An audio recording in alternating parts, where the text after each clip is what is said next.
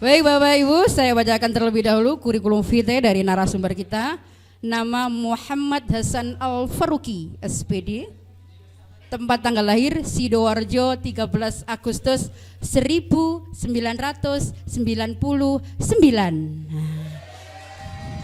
Saya KKN Bapak Ibu tahun 99. Ustadz masih lahir. Kemudian awal mula belajar kaligrafi dari mengikuti ekstrakurikuler di Pondok Pesantren Gontor Ponorogo, alumni Gontor Bapak Ibu. Kemudian mengambil sanad khat dari Ustadz Muhammad Nur Muhammad Syekh Bilaid Hamid dari Maroko. Sanadnya jelas, mantap. Ijazah khat yang telah dipelajari ada Ri'ah, Diwani, Jali Diwani dan Naskhi dalam tahap proses nggih Ustadz. Oke. Pencapaian dalam kaligrafi juara 2 lomba khat Iqtidiyah Nasional IAIN Kediri tahun 2021. Kemudian juara harapan Musabaqah Khal Internasional As-Safir Irak tahun 2023. Luar biasa. Kemudian juara 3 MTQ Kota Surabaya tahun 2024 cabang khat kategori naskah. Badan melebar namun menawan. Cakep. Bawa celurit bukanlah petani. Cakep. Apa kabar Ustadz Hasan? Cakep. Yuk kita mulai acara ini. Cakep. Oke, kita kasih aplaus yang meriah. Monggo dipersilakan Ustadz Hasan Al-Faruqi SPD. Bapak Ibu sekalian, tujuan dari acara ini kan tahsinul kitabah. Tujuan utamanya untuk memperbaiki tulisan kita ketika kita mengajar di papan tulis. Jadi khat yang kita tulis ini adalah jenis khat naskhi yang disederhanakan, bisa kita sebut juga dengan khat i'tiyadi, khat pembiasaan. Kalau khat naskhi itu sebetulnya yang kita baca di mushaf itu yang pakai pena beneran, yang ada tebel tipisnya. Sedangkan yang sekarang akan kita pelajari itu yang pakai spidol biasa sebagaimana panjenengan mengajar di papan tulis. Nah, jadi tolong jangan kecewa. Jadi kemarin di zona 1 ada yang, wah Ustadz saya datang ke sini saya kira saya mau belajar kaligrafi yang model-model ini. Waduh Pak, kalau itu bertahun-tahun Pak. Ini kalau kita sehari sinau kayak ngono ya mboten saged. Ini yang sederhana supaya segera bisa kita terapkan ketika kita menulis di papan tulis. Nggih Bapak Ibu nggih. Jadi saya tidak perlu menjelaskan jenis-jenis khat, ada khat ini, khat itu, khat, nanti kelamaan ya. Langsung kita menuju praktek dan materi. Tuh, kan nggak bisa pindah. Bapak Ibu sekalian, manhaj ini saya pelajari dari guru-guru saya yang insya Allah bersanad. Jadi kita belajar tidak dari alif, ba, ta, sa, jim, tapi kita kelompokkan huruf hijaiyah itu berdasarkan cara penulisannya. Nggih, lanjut.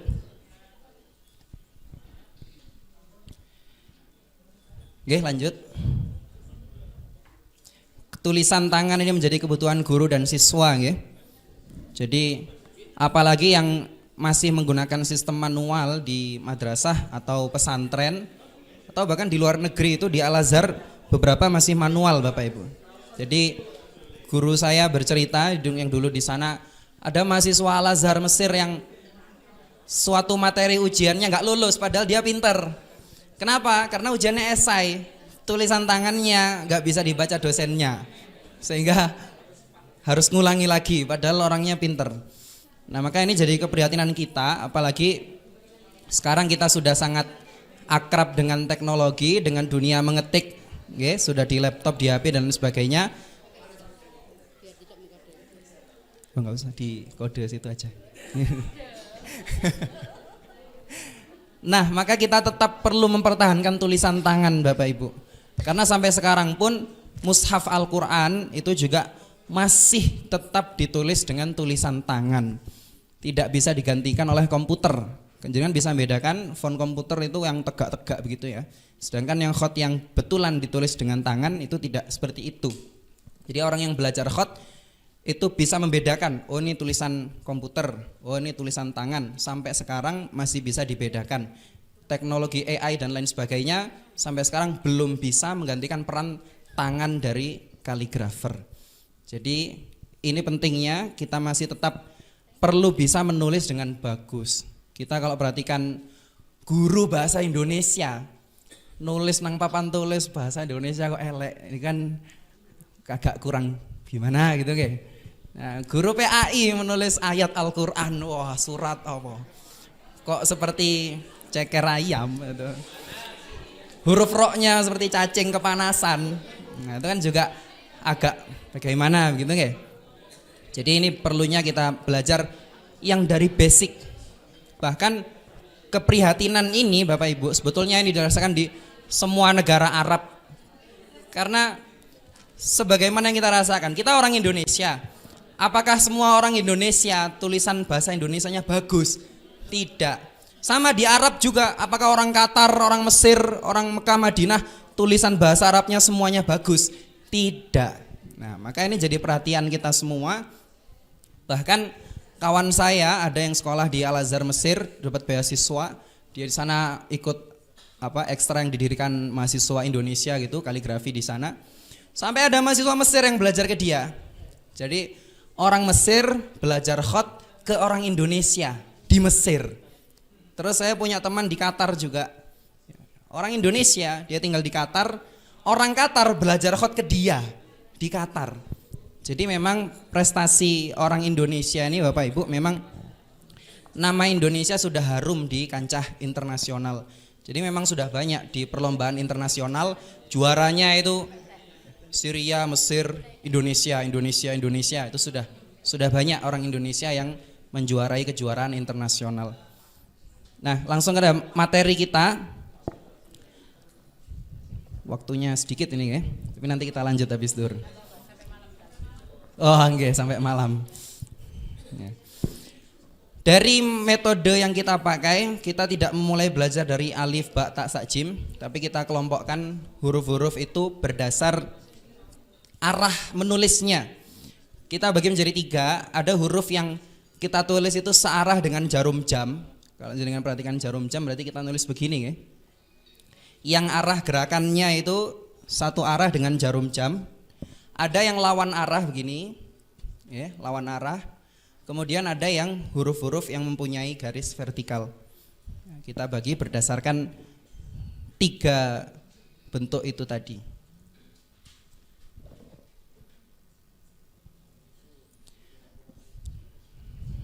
Satu searah, jarum jam. 2 lawan arah, lawan arah jarum jam. Bukan lawan arah jalan, kebiasaan orang Indonesia. Kemudian ada yang garis vertikal. Oke. Jadi kita absen dari 28 huruf hijaiyah, atau ada yang bilang 30 ya kalau ditambahi lam alif sama hamzah. Terserah mau 28 mau 30 terserah. Nah, dari sekian huruf itu ternyata kita tidak belajar sampai 28 bentuk karena banyak huruf-huruf yang bentuknya sama. Nah, sekarang kita absen, kita kelompokkan huruf-huruf itu berdasarkan cara menulisnya. Ada yang searah, ada yang lawan arah, ada yang punya garis-garis vertikal. Kita absen dari huruf alif. Huruf alif dia tegak berdiri. Kita kelompokkan ke dalam huruf vertikal. Ba, kita menulis ba, satu arah atau lawan arah dengan jarum jam. Satu arah kita tulis di sini ba. Absen lagi ta, sama ya. Sa juga sama. Alif, ba, ta, sa. Kemudian jim ya. Jim masuk ke lawan arah termasuk jim dan kawan-kawan. Jim, ha, kemudian kho. Kemudian dal ya. Dal, huruf dal satu arah ya, kita masukkan ke sini. Kemudian zal masuk juga, ro juga searah dengan jarum jam. Kemudian zai juga satu arah dengan jarum jam. Sin juga satu arah, jadi banyak sekali huruf-huruf yang satu arah. Kemudian shin juga satu arah. Kemudian sod juga satu arah. Kemudian dot juga satu arah. To sama tapi ada garis vertikalnya. Jadi kita masukkan ke golongan huruf-huruf yang vertikal. Sama dot juga. Kemudian ain masuk ke lawan arah, ya. Ain. Goin. Kemudian huruf fa masuk ke mana? Masuk ke huruf-huruf yang searah. Huruf fa. Kemudian huruf qaf juga masih searah, ya. Qaf. Kemudian huruf kaf masuk ke golongan vertikal. Huruf lam juga. Kemudian huruf mim bisa kita masukkan juga, kita ambil ke bentuk yang tegak begini, ya. Lam, mim, nun masuk ke huruf yang searah. Kemudian waw masuk ke searah juga. Kemudian ha, nun, qaf, kok jadi lali aku. Fa, qaf, kaf, lam, mim, nun, waw, ha. Oke. Kemudian ya terakhir kalau 28, oke. Ya itu ada yang searah, ada yang lawan arah. Kita masukkan saja ke lawan arah. Oke. Oke, kalau mau kita tambah lam alif boleh. Lam alif masuk ke jajaran huruf vertikal. Nah, Bapak Ibu sekalian, dari sekian huruf ini kita tidak belajar semua bentuknya karena ternyata banyak huruf-huruf yang bentuknya sama. Sekarang kita hapus huruf-huruf yang bentuknya sama. Nanti kira-kira sisa berapa? Ba, ta, sa dihapus tinggal satu bentuk. Dal dengan zal dihapus tinggal satu. Ro dengan zaid dihapus tinggal satu. Sin dengan shin dihapus tinggal satu. Sod dengan dot dihapus tinggal satu. Fa dengan qaf apakah bisa dihapus?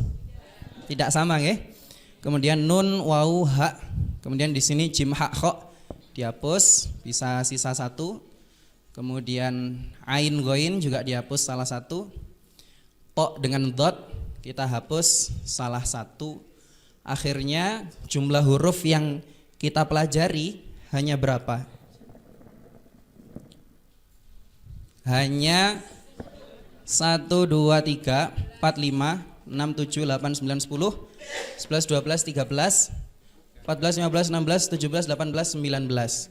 Dari 28 atau 29 atau 30 kita pelajari hanya 19 bentuk huruf mufrad. Dan dari 19 ini sebetulnya masih banyak yang gerakannya, bentuknya juga sama. Huruf-huruf ini yang punya perut ini kan sebetulnya gerakannya sama semua, ya. Yang punya perut ini semuanya diambil dari bentuk huruf nun, termasuk huruf qaf. Nah, kenapa fa, qaf tidak kita samakan? Karena yang membedakan fa dengan qaf tidak hanya titiknya. Oke, kalau kita nulis huruf fa, pokoknya titiknya siji iki fa.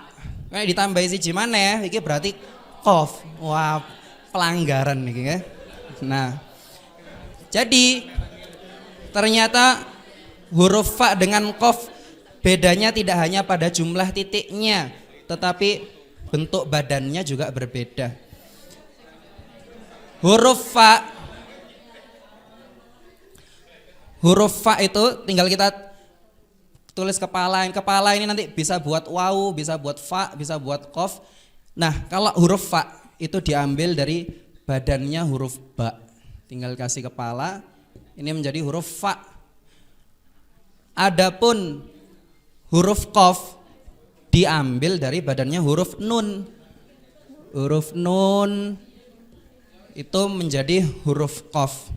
Ya, sehingga fa dengan qaf itu berbeda. Ngerti, ya?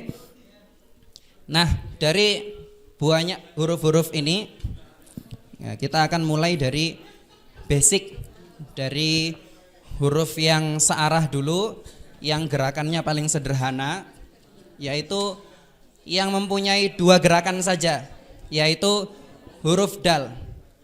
Hanya 2 kali gerakan, 1 kemudian 2. Oke, bisa disiapkan pena, kertasnya, oke. Tapi santai saja, kita perhatikan dulu, setelah itu baru bisa panjenengan coba.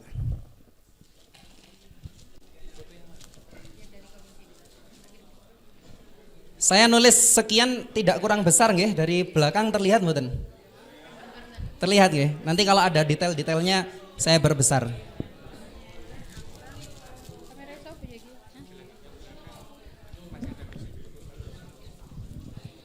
Bapak Ibu, karena kita ini langsung praktek menulis, jika panjenengan berada di belakang merasa tidak kelihatan, di depan masih ada kursi kosong, silahkan ke depan. Monggo Bapak Ibu. Yang paling pojok bisa. Ini di kursi depan masih ada 2, 3, 4. Nah, monggo geser aja ke depan. Dipersilahkan. Di Kota Madiun itu masih ada juga yang kosong. Monggo geser. Kabupaten Magetan, ayo jangan mau kalah, terdepan, maju, serbu.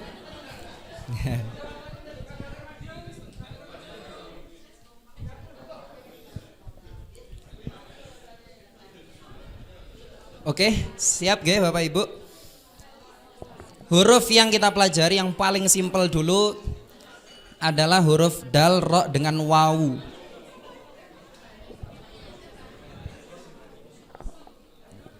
Bisa diperbesar lagi Pak, dal, ro, wawunya. Nggih, dalnya. Nggih. Nah, Bapak Ibu bisa jenengan sesuaikan dengan kertas yang sudah diterima. Kertasnya ada banyak garis-garis, tapi jenengan jangan pusing. Garis utamanya adalah garis yang tebal. Oke, sedangkan garis-garis yang tipis itu hanyalah garis pembantu saja, supaya kita bisa menyesuaikan. Tapi yang dipakai untuk kursinya huruf itu garis yang paling tebal. Oke, nggih. Nah, boleh panjenengan lihat contoh sebelum saya praktekkan. Di dalam contoh ini nanti panjenengan meniru sesuai ukuran yang ada di sini. Di paling atas itu ada dal ro yang besar. Saya tulis 3 baris itu nggih, yang dal itu. Itu untuk contoh bentuk yang besar, sedangkan untuk praktek menulis yang beneran di buku tulis itu ukurannya adalah yang hanya 1 baris saja. Kalau jenengan merasa kekecilan, cuwili ya bisa dibesarkan sedikit, boleh. Yang penting bentuknya masuk. Nah, kita mulai dari huruf dal. Di sini saya tulis besar, nggih. Huruf dal hanya 2 gerakan saja. Yang pertama dari atas turun ke bawah. Dan ini dengan bentuk yang tidak lurus tetapi agak melengkung sedikit. Kemudian gerakan kedua juga tidak lurus tapi agak melengkung sedikit. Jadi kalau kita tarik garis lurus, tidak perlu dipraktekkan dulu, nanti ada instruksinya ya. Kita perhatikan dulu. Kowe wis gak sabar, aku harus nulis. Santai. Nanti jenengan akan kerja banyak nanti. Saya kerja sedikit, jenengan kerja banyak. Nah, huruf dal ini melengkung. Ini melengkung, kemudian ini juga melengkung, sehingga ketika kita tarik garis lurus di sini, ini ada rongga karena dia melengkung. Jadi melengkung. Dan gimana cara nulisnya supaya bagus? Ketika kita belok di sini, ini harus berhenti sebentar. Kan tadi 2 gerakan, nggih. 1, 2. Maka panjenengan juga bergerak seperti itu. 1, 2. Kalau jenengan bablas saja bentuknya tidak masuk. 1, nanti ini tidak masuk. Nah, jadi tips pertama untuk menulis bagus adalah ketika huruf itu berbelok, maka kita perlu berhenti sebentar. Mas engko lak kesuwen, boten. Nanti kalau sudah terbiasa kesuwen mau. Oke. Kalau sudah terbiasa, insya Allah cepat. Nanti bisa saya praktekkan. Cepat insya Allah kalau sudah biasa. Jadi sama seperti kita berkendara, kita sudah sampai perempatan, kita berkendara 40 kilo per jam. Apa ketika kita belok kiri tetap 40 kilo per jam? Nyangsang ya, nabrak. Maka ketika belok itu perlu berhenti sebentar. Itu tips pertama ya. Nah, dari huruf dal ini kita ambil bentuk yang sama. Jadi banyak sekali huruf yang bentuknya sama. Huruf ini kita tulis lagi untuk awalan dari huruf ro. Sama. Huruf ro, sedangkan kalau huruf dal ini kan dia di atas garis. Garis yang tebal ini garis utama nggih. Yang tipis hanya garis pembantu saja. Kalau huruf dal itu di atas garis, maka huruf ro setengahnya di atas, setengahnya di bawah. Setelah turun, kemudian diangkat sedikit. Oke, maka dia bergerak berapa kali? 1, 2, 3. Dan ketika mengangkat tidak perlu terlalu tinggi, karena huruf ro ini saya tulis kecil ya. Nah, saya tulis kecil begini. Huruf ro ketika kita tarik garis terus ini terbuka, semakin lebar. Kalau kita tarik garis, ro ini akan semakin lebar. Jadi kalau kita nulis ro gini, maka ini nanti semakin ciut, maka salah, okay? Jadi hurufnya terbuka. Sedangkan huruf wawu sama persis juga, okay? Jadi banyak sekali huruf yang bentuknya sama. Kalau huruf wawu kan tinggal diberi kepala. Bentuknya masih sama persis dengan huruf ro. Kita mulai kepalanya. Kepalanya tidak bulat persis Bapak Ibu. Kalau bulat persis agak bagaimana gitu nggih. Jadi kepala wawunya tidak bulat persis. Nah, akan tetapi kayak salak. Jadi segitiga tapi enggak lancip-lancip banget. Nah, nggih. Jadi garis melengkung di awal, kemudian di atas ini ada lancipnya sedikit, baru turun. Nah, boleh. Okay.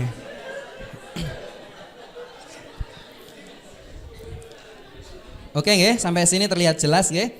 Sedangkan ukuran aslinya adalah ada di kata itu daurun, wardun, dan lain-lain, itu ukuran asli. Jadi kalau saya tulis ukuran asli seperti yang di buku tulis panjenengan, maka ukurannya adalah sekian saja.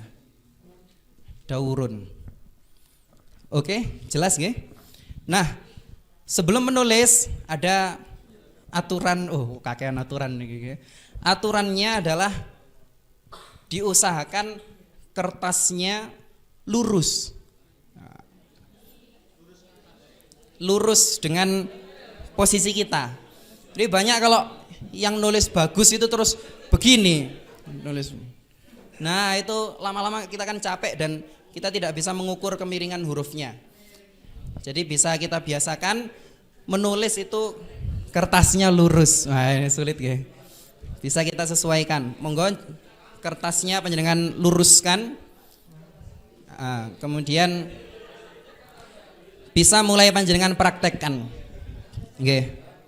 Monggo dipraktekkan.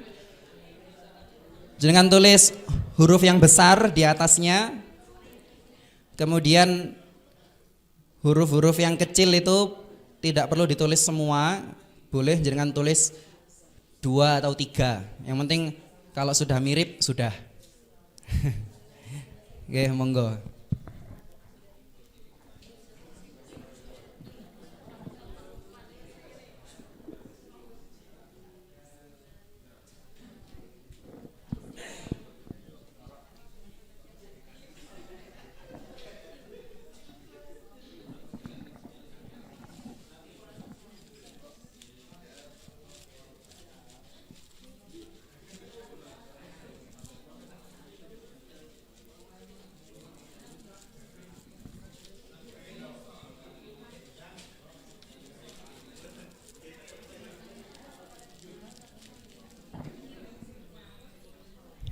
Jangan lupa tadi ada tipsnya ya, ketika belok berhenti sebentar.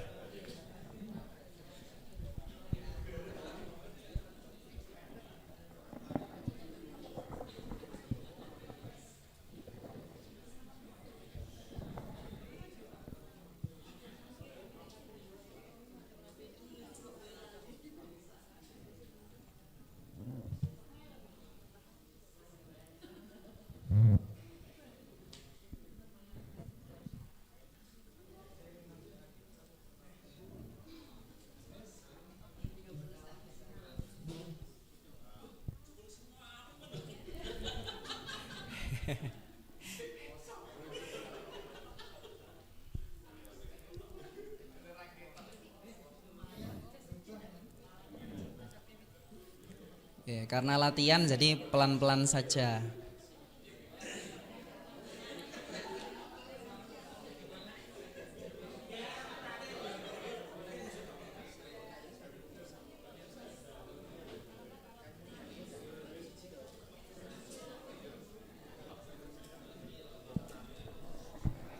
Pak Yayai selalu jujur. Makasih Pak. Selalu jujur. Sampai lagi Pak. 10 menit lagi. Apa lanjut nanti ya Pak ya? Berikan saja sekarang. Anak.